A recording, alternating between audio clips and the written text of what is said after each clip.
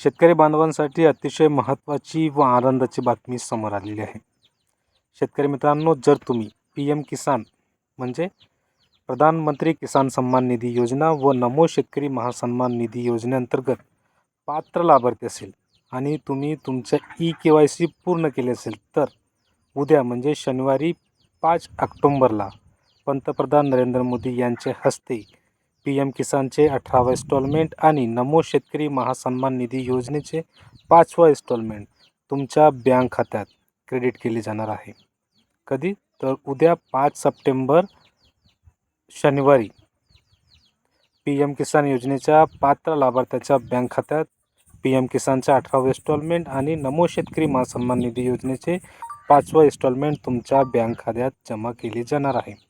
मित्रांनो, अशाच प्रकारचा नवनवीन अपडेट पाहण्यासाठी तुम्ही आपल्या चॅनलला सबस्क्राईब करू शकता. धन्यवाद.